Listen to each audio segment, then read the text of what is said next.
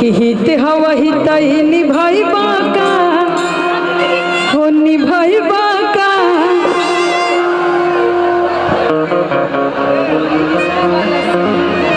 आहई रिसड़ा वाला से मुँह मारवाई काहे कि ई गाड़ी गीत हमनी के सुन के आई रही जा पारंपरिक है। हमनी के यहाँ जब तिलक में गाड़ी गीत गावल जला। बाकी अदिति हंस रही है, हम देख रहे हैं, हम समझ रहे हैं आपका इशारा कहाँ है। और राकेश क्या नाम है, रोहित अब थोड़ा सा बजा लो फिर ओकरा बाद गावल जाए कि हित हवा हितई निभाई बाका निभाई बाका निभाई बाका आदि साड़ा में मुंह मारा निभाई बाका निभाई बाका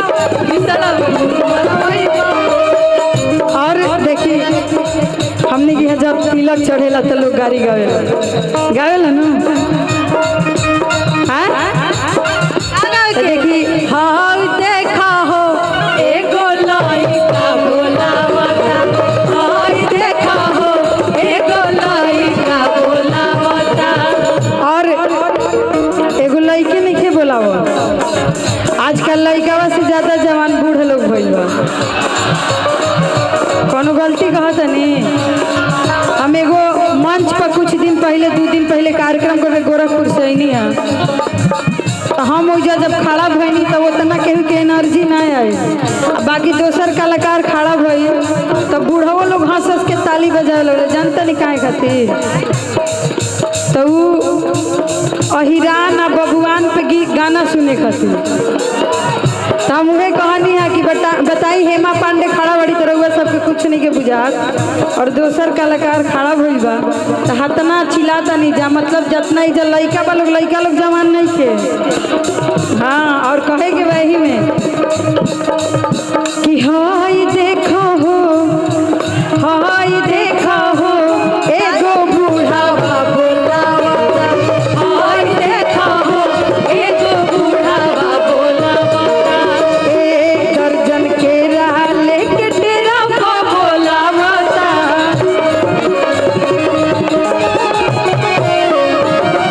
अरे एक दर्जन के राह लेके दुनिया छोड़ावता।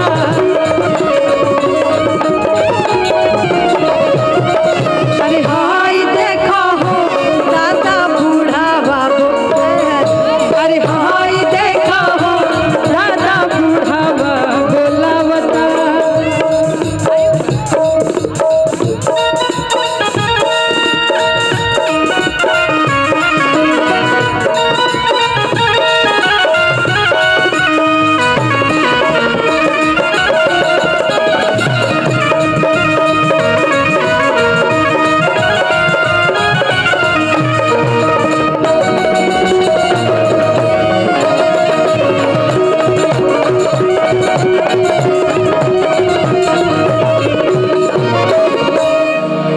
कि कोटवा पहिरला से अरे हीरो ना कहई बाए बबुआ कि वीडियो बनावला से यू वीडियो डायरेक्टर ना कहई बाए वीडियो डायरेक्टर ना कि वीडियो बनावला से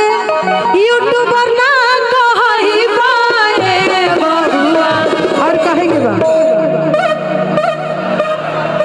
तू लफुए कहई बाए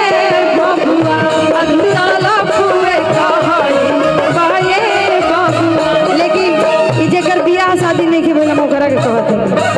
जेकर बियाह हो गइल बा ओकरा खातिर कि सूट बूट पहनला से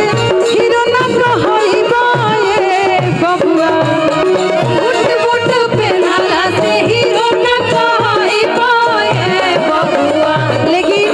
ए जब हमने के आइल बानी जा जब तक नाम धके गाड़ी ना गावो शुभ ना हो तब विजय चाचा पर गाड़ी गावल जरूरी बान हुआ गबर चाचा पर बाकी ना तो हम चाचा कहत नहीं तो गाड़ियों दे हम तो एकदम बढ़िया से ना कहे के बा हाँ हाँ कि सूट बूट पहनला से गाड़ी ना हो हीरो ना कहई बाए विजय चाचा कहेंगे कि पठान सूट पहनला से आ गुंडा ना कहइबा ये गबर चाचा का कहइबा ना नेता तो बड़ले बड़ी तो सब जानता कि नेता बड़े लेकिन एजा कहे के बा ना ना माफियो नहीं के कहे के ई सब नाम रख के बदनाम करत नहीं जरा वो सब कहे के बा हमें हर मौगे कहई एक बार जोरदार ताली हो जाए चाचा गाती अब तब कहे आ तू ता नेता कहइबा आ तू ता नेता कहइबा कि सूट बूट पहनला से हीरो ना कहइबा ये बबुआ सूट बूट पहनला से हीरो ना कहइबा ये बबुआ ये बबू बाकी रिसड़ा के लइका लोग खाती सब तो भाई लागी लोग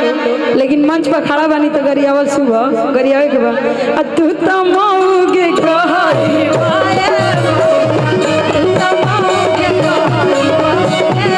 और हाउसिंगों खातिर गरियादी के छोड़ दिया जाओ और बाकी कलाकार भी आइल वालो सब लोग के भी मौका देवे के बा और जब हमने के मौका दिहल जाई तो और भी कहीं